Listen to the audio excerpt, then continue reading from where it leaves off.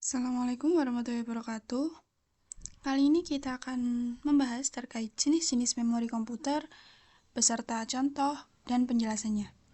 Sebelumnya, perkenalkan nama saya Ratrika Sulfiani, NIM 23051204347 dari kelas TI J angkatan 2023. Video ini dibuat untuk memenuhi tugas mata kuliah Sistem Operasi yang diampu oleh Bapak Agus Prihanto, STMKom.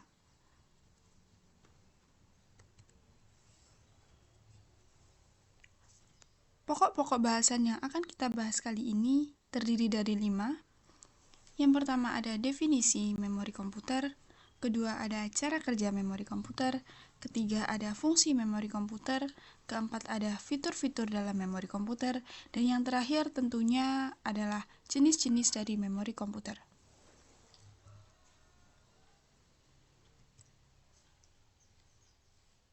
Pokok bahasan yang pertama yakni definisi. Untuk definisi, memori komputer sendiri adalah perangkat keras atau hardware yang digunakan untuk menyimpan data berupa informasi atau instruksi yang bersifat sementara maupun permanen. Memori merupakan kumpulan dari storage yang menyimpan data binary dalam bentuk bit. Setiap blok memori terdiri dari sejumlah kecil komponen. Bagian-bagian kecil ini disebut dengan sel.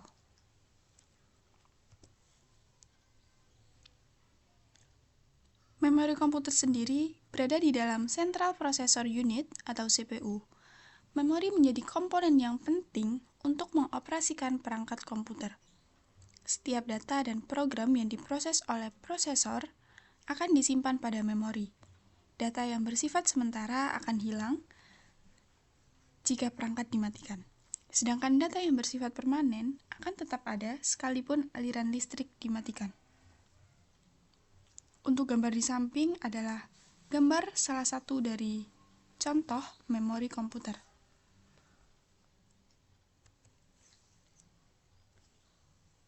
Untuk pokok bahasan yang kedua yakni cara kerja memori komputer. Cara kerja memori komputer adalah sebagai berikut. Pertama, memori bekerja dengan cara menyimpan data dalam bentuk binar. Setiap bit data mewakili satu karakter.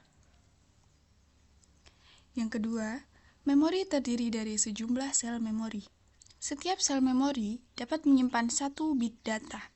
Sel memori dikelompokkan menjadi baris dan kolom.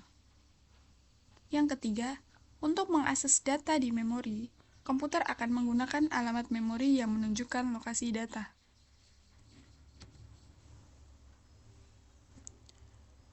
Pokok bahasan ketiga ada fungsi memori komputer. Secara garis besar, memori komputer berfungsi sebagai sarana penyimpanan data, baik sementara maupun permanen.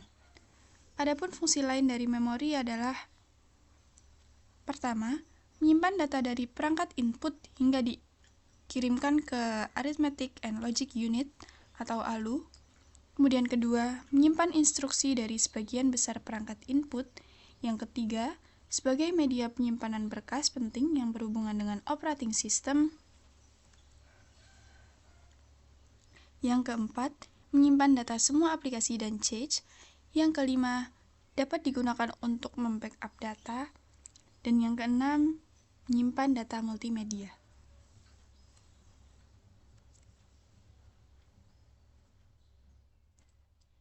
Beranjak ke pokok bahasan keempat, yakni fitur memori komputer, yang di sini terdiri dari 6 fitur.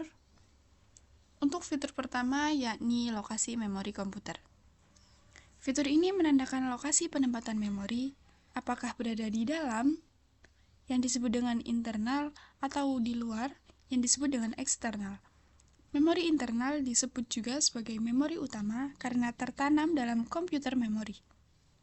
Sedangkan memori eksternal merupakan media penyimpanan yang berada di luar atau terpisah dari perangkat.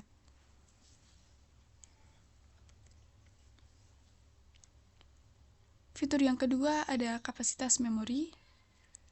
Untuk kapasitas memori eksternal biasanya diukur dalam bentuk byte, sedangkan internal berbentuk byte atau word. Semakin besar kapasitas memori, semakin bagus pula kinerja perangkat suatu komputer.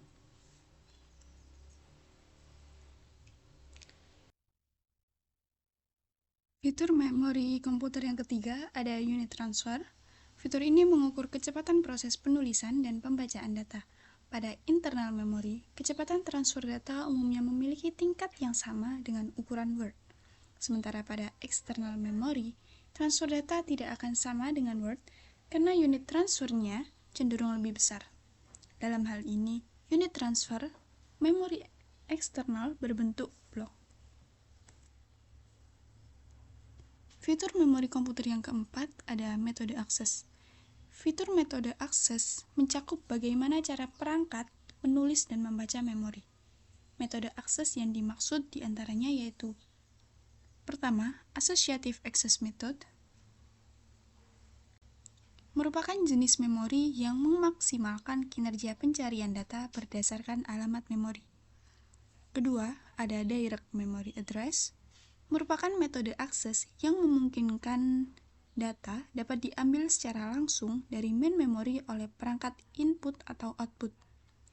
Ketiga, ada Random Access Method, merupakan metode yang memungkinkan akses data pada memori dilakukan secara acak. Kemudian keempat, Sequential Access Method. Metode ini kebalikan dari Random Access Method. Informasi yang dibaca merupakan data yang sebelumnya telah disimpan secara berurutan dalam memori.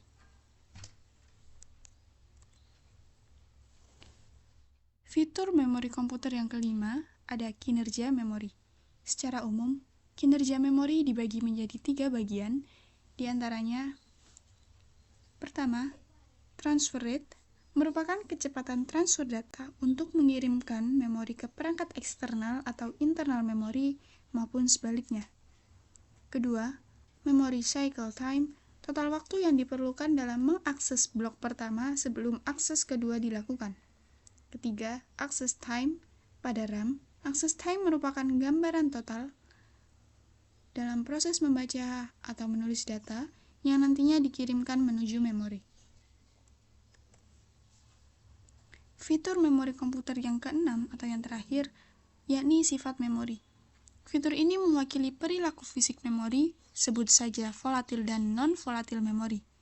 Memori volatil memerlukan daya untuk menyimpan data, contohnya adalah RAM, sedangkan memori non-volatil menyimpan data secara permanen tanpa memerlukan daya listrik, contohnya adalah ROM.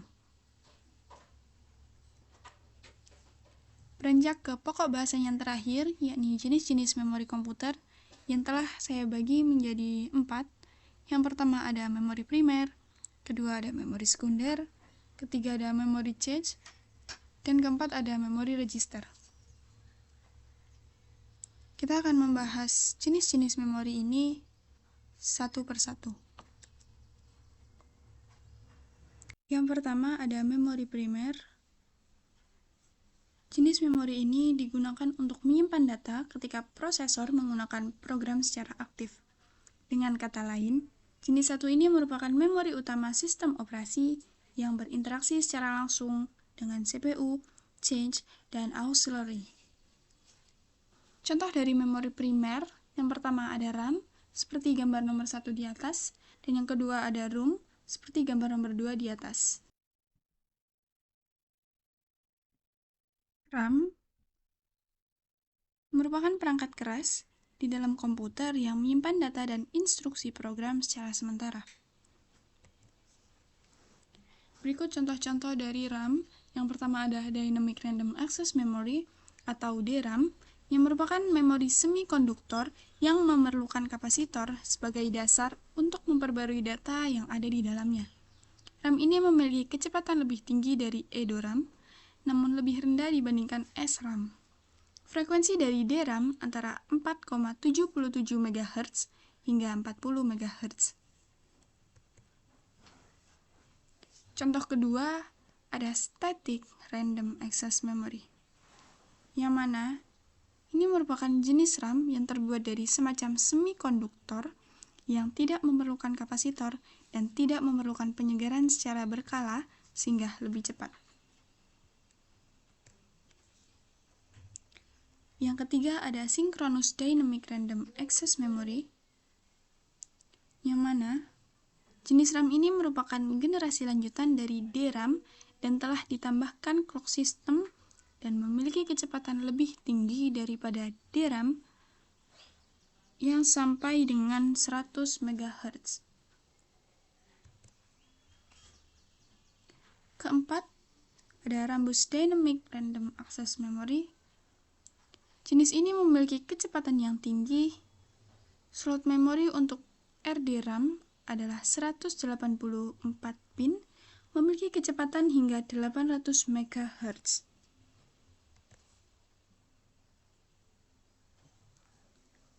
Kemudian, ada juga contoh lain dari RAM, seperti Extended Data Out Random Access Memory, seperti gambar di atas, dan juga Video Graphic Random Access Memory, seperti gambar di bawah.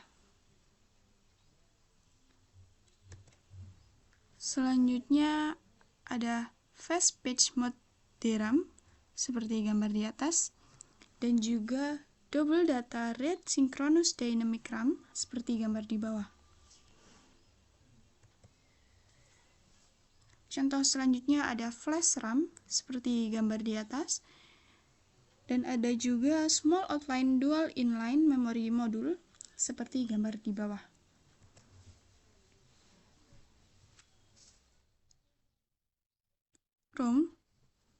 ROM sendiri merupakan perangkat keras di dalam komputer yang menyimpan data dan instruksi program secara permanen.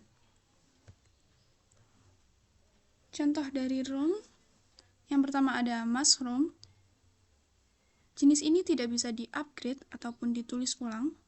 Hal tersebut karena data yang tersimpan adalah data yang sudah dimasukkan secara langsung saat perakitan chip. Jenis ini jarang dipakai karena dinilai kurang fleksibel. Contoh kedua ada Programmable ROM.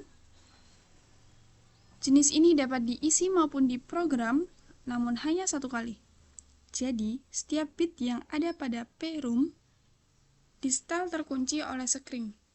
Untuk chipnya biasanya dijual dalam bentuk kosong, dengan demikian sehingga pengguna bisa memasukkan programnya sendiri.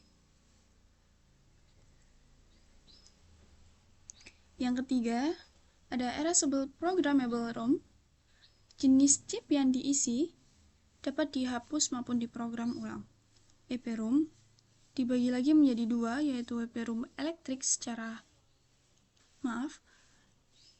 EPROM dibagi lagi menjadi dua, yaitu EPROM elektrik serta EPROM UV.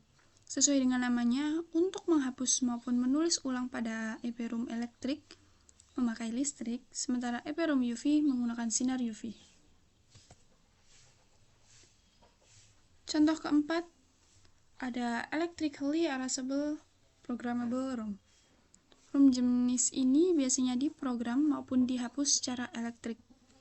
Contohnya ada pada penggunaan di flash memory.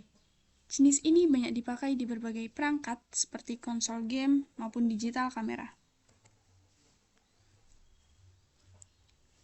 Untuk jenis memori yang kedua ada memori sekunder. Memori sekunder adalah media ruang penyimpanan permanen yang digunakan untuk menyimpan data. Jenis satu ini lebih dikenal dengan sebutan memori eksternal karena tidak diakses secara langsung oleh CPU. Contoh dari memori sekunder, yang pertama ada hard disk seperti gambar nomor 1, yang kedua ada USB seperti gambar nomor 2, dan yang ketiga ada compact disk atau CD seperti gambar nomor 3. Untuk contoh pertama yaitu hard disk. Hard disk merupakan memori non-volatil yang mampu menyimpan data secara permanen meski tidak ada aliran listrik.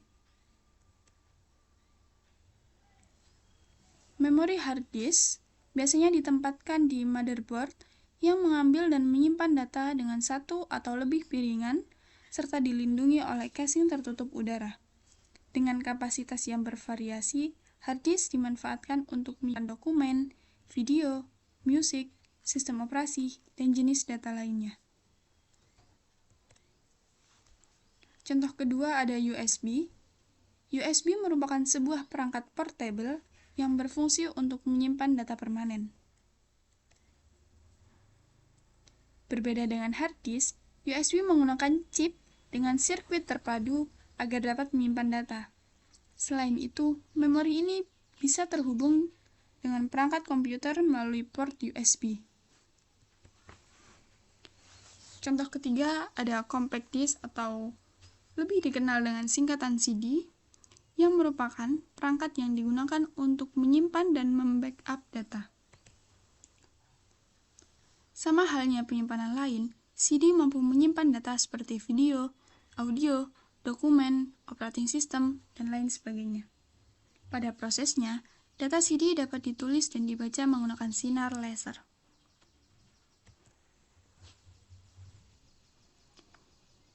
Jenis memori komputer yang ketiga ada memori cache. Sebagai memori sementara, kinerja memori ini sangat tinggi, bahkan lebih cepat daripada memori utama. Data yang disimpan pada memori ini adalah seluruh instruksi data yang sering digunakan CPU di perangkat komputer. Karena lokasinya berada dekat dengan chip CPU, memori ini juga sering disebut dengan nama memori CPU.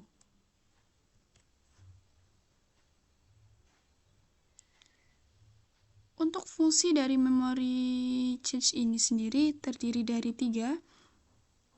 Yang pertama ada akses data lebih cepat, yang kedua ada membantu meningkatkan performa, dan yang ketiga memungkinkan data tersimpan dapat digunakan di kemudian hari.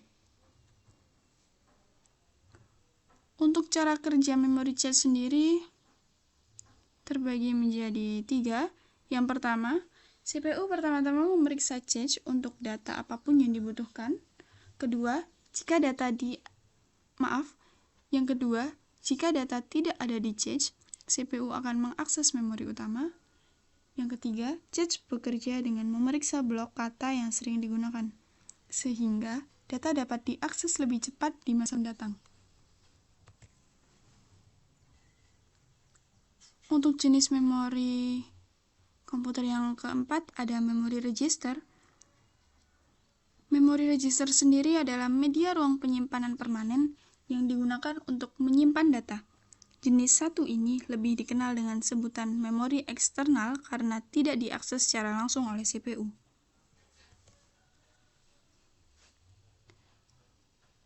Untuk jenis register komputer ada 9. Yang pertama, program counter atau PC register. Yang kedua ada instruction register atau IR. Yang ketiga ada akumulator register. Yang keempat ada stack pointer atau SP register. Yang kelima ada index register. Yang keenam ada memory address register. Yang ketujuh ada memory buffer register. Yang kedelapan ada input or output atau I/O register. Yang kesembilan atau yang terakhir ada status register.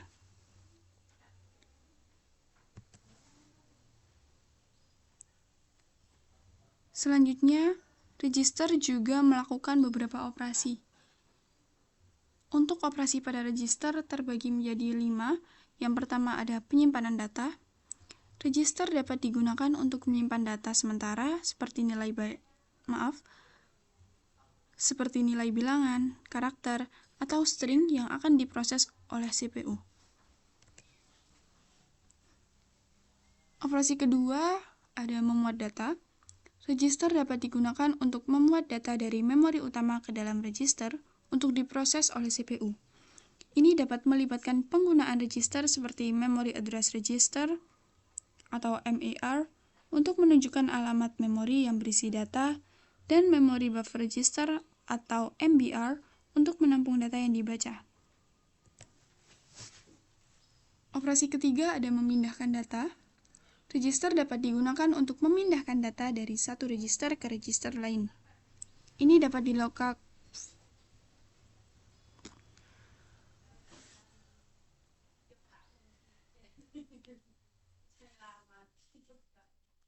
Operasi register yang ketiga ada memindahkan data.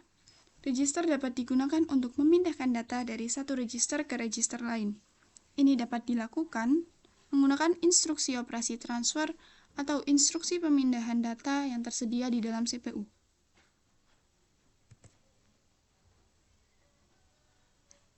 Operasi yang keempat ada operasi aritmatika dan logika. Register dapat digunakan untuk menjalankan operasi aritmatika dan logika pada data yang disimpan di dalam register, seperti penjumlahan, pengurangan, perkalian, pembagian, pergeseran bit, dan operasi logika seperti AND, OR, dan NOT. Operasi terakhir atau operasi kelima yakni penanganan eksepsi. Register dapat digunakan untuk menangani eksepsi atau kondisi tidak normal pada CPU, seperti pembagian dengan nol atau perintah tak sah, dengan menyimpan nilai status atau flag di dalam register status.